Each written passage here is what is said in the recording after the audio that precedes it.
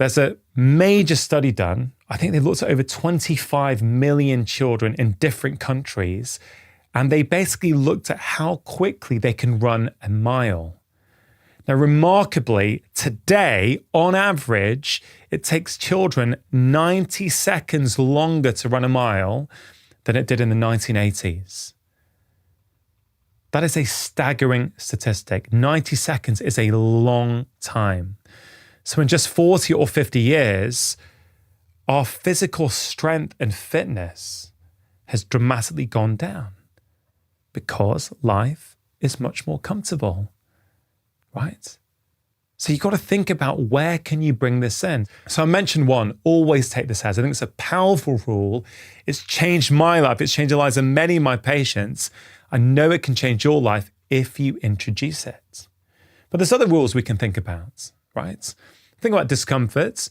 You can think about the cold. Many of us live in temperature-controlled houses, temperature-controlled cars on the way to work, and we don't have to face the cold anymore. And of course, there's a big trend these days about exposing yourself to cold water. Now, I don't think everyone has to do that. I don't think you have to do all of these rules. What I'm trying to do is give you options, right? One option could be, at the end of your daily warm shower, you do 30 seconds of cold. Okay? This may appeal to you, it may not appeal to you. There are some benefits reported in the literature for sure. Some studies have shown that people who take a 30-second cold shower each day at the end of their hot shower report less sick days over a 3-month period than those who don't. That's quite interesting. Are there effects there on our immune system? But again, I think the powerful benefits really are psychological. They're you choosing intentionally to do something uncomfortable when you don't have to. And I think that's where the gold is. I really do. You show yourself who's boss. You show yourself that you're resilient. You show yourself that you don't have to be at the whim of your brain's internal desires. You can override them.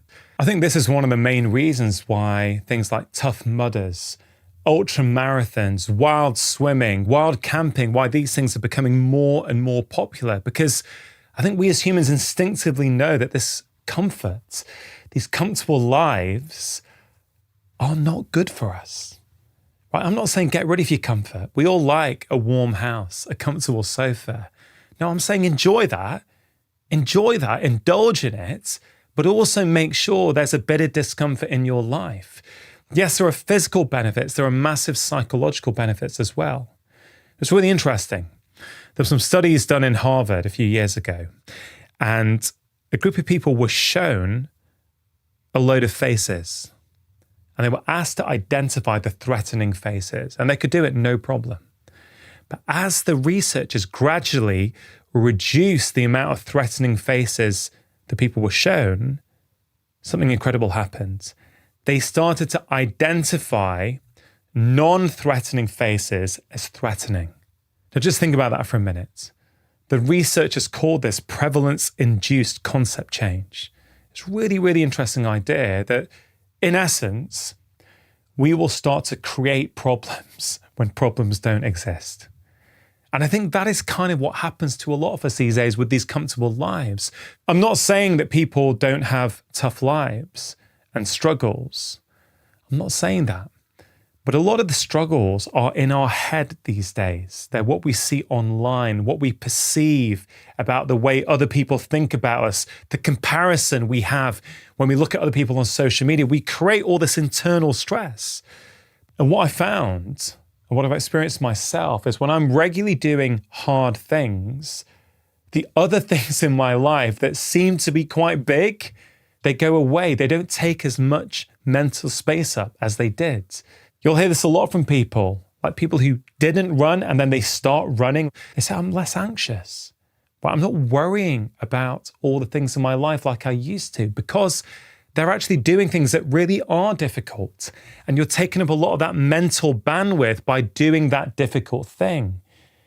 And I think this is something a lot of people don't realize. I've certainly seen this in patients where if they're feeling low and sitting at home and not out there connecting with people and not out there moving their body and challenging themselves, their world starts to contract. right? They start to worry, overly worry. They start to ruminate. And yes, there are other factors that play a role for sure. But once you can encourage these patients to get out there, start challenging themselves, joining a club when they might initially feel a bit nervous, they overcome that. They feel good about themselves, right? They feel more resilient. And then they get all the benefits of doing that thing with other people. Their mental health starts to improve. So I think this desire for comfort, while I understand it and while I accept it's who we are as humans, I think we all need to take a long, hard look at ourselves and go, how much discomfort is there in my life? How much intentional discomfort, and can I change it? So what are some of these other discomfort rules can we think about applying into our lives? Well, honestly, there are infinite things we can think about introducing, right? So it's about you figuring out what's going to work for you. All I'm trying to do is share some examples that might inspire you to either take them on or tweak them to make them more suitable for you. The Whoop Cyber Sale is here, and with that comes their best offer of the year. Now, I personally have been wearing a Whoop band for over 12 months now, and it really has had a transformative effect on my health and well-being. As someone who wants to be at my best, not just in my career, but also in how I show up for my family and friends and those around me, I have found that Whoop has helped me understand myself better. Now, I've been a doctor for over 20 years, and honestly, I don't think that health wearables are necessarily for everyone, but for many people like me, they can be absolutely game-changing. So, whether you're looking to improve your fitness levels next year or you want medical-grade insights into your health, there has never been a better time to get started on Whoop.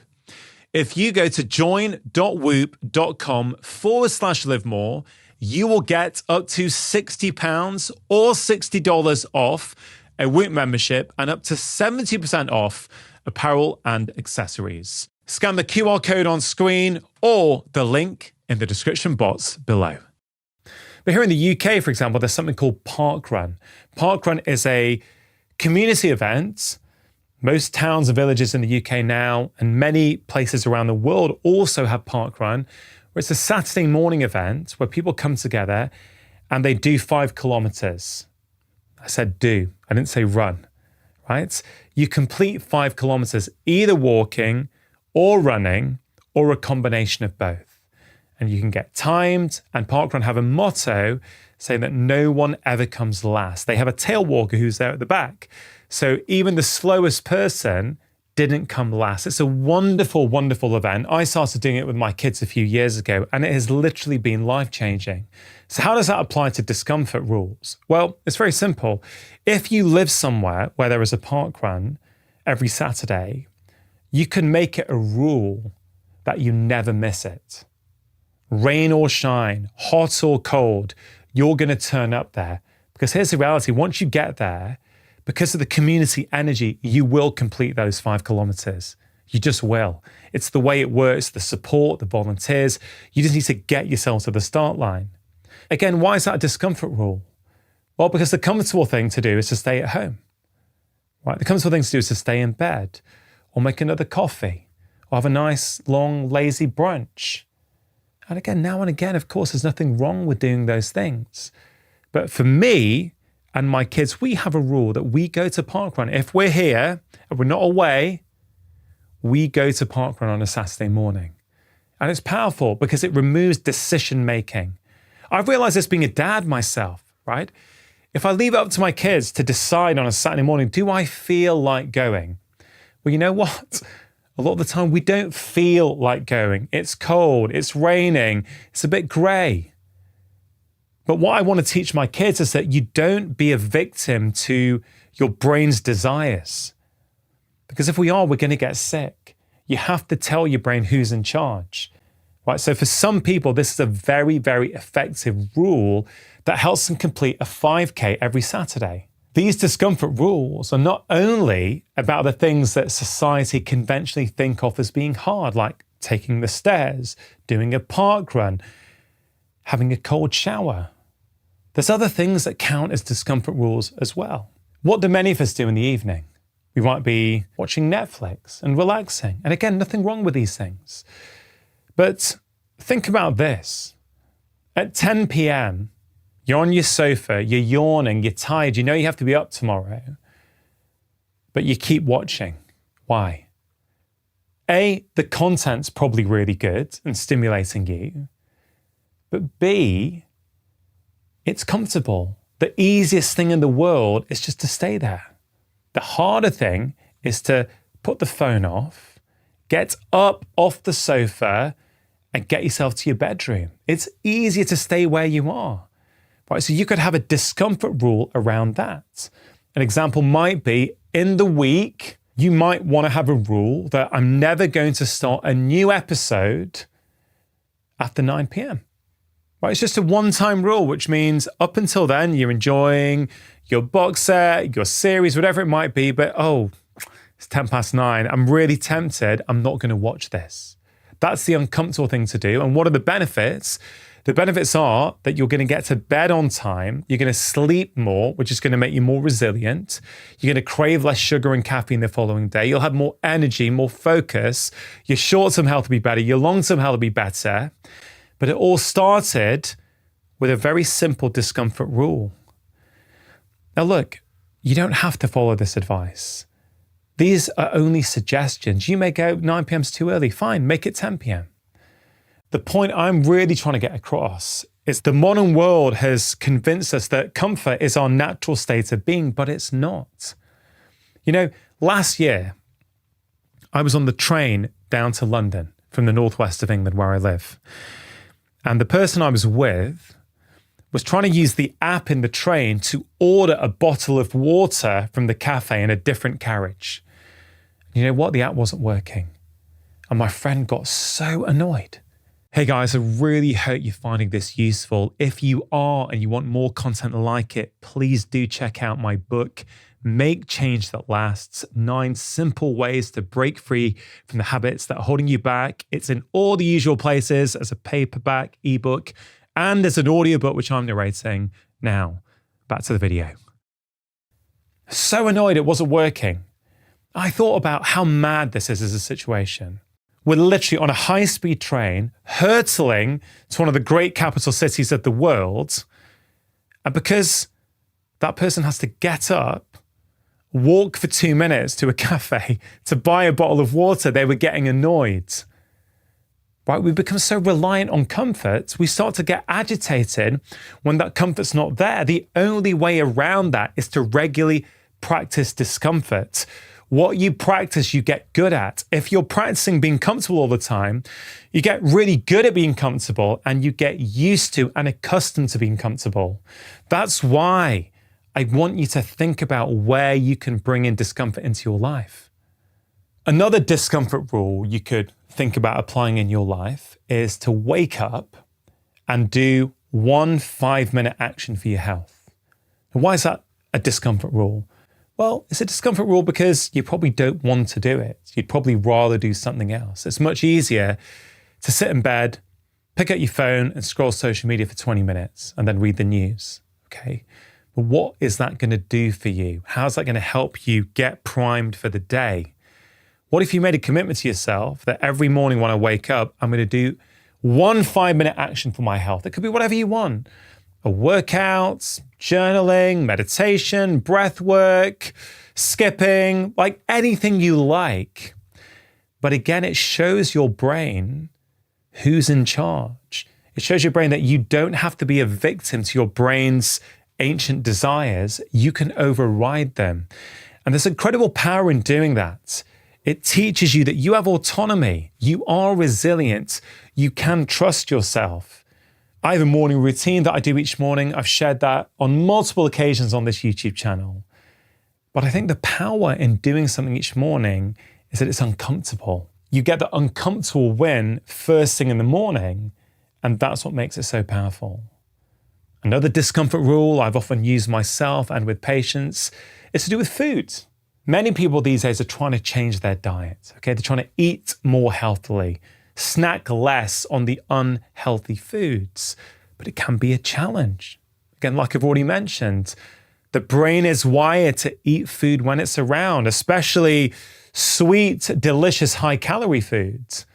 So a rule you could put into your life to try and counteract that is this one. I'm never going to eat after 7 p.m. It's a simple rule that can be effective for some people because what kind of food decisions do we tend to make after 7 p.m. or late into the evening? For many of us, they tend to be the decisions that we wish we hadn't made, right? Maybe we start off the day really well with a healthy breakfast and we're good in the day, but sometimes we've had a stressful day, we're feeling tired, our ability to resist temptation is down at the end of the day, and people often go to sugar, to biscuits, to ice cream. Okay? Now I get that. I don't want you to beat yourself up if that's you. All I'm saying is that you could apply a one-time rule. I'm not going to eat after 7 p.m. or 8 p.m. or whatever it is that's going to work for you to try and reduce that. It's a rule for discomfort that's going to make you healthier. Of course, that doesn't mean on occasion you might be out with your friends and have a dessert late. When I say a rule, like I said about the stairs, I don't take the stairs 100% of the time, but it's about 90 to 95% of the time. All of the rules I've suggested, I don't want you to necessarily take them verbatim and actually use them unless you want to. Just use the ideas, use the principles. Go, okay, where can I introduce discomfort in a way that appeals to me and in a way that I think I can stick to? So have a think about what I've said, right? Have a think about what I said about all these diseases of comfort. It's a different way to look at ill health, isn't it? But I think it's a very helpful way. And I've made some suggestions, right? You don't have to do them all. Pick one or pick two. Pick the ones that appeal to you or tweak them to make them more suitable to you in your life. Let me know in the comments which ones you're planning on doing and what you think of them. I genuinely would love to know. And whatever you plan on introducing into your life, always remember, pay attention. How is it making you feel? What improvements are you noticing? Because when you start to really get in tune with that, it gives you the motivation to keep going. If you enjoyed that conversation, then I think you are really going to enjoy this one. If I were to choose to live my life over again, I wouldn't live it in this way. Yeah.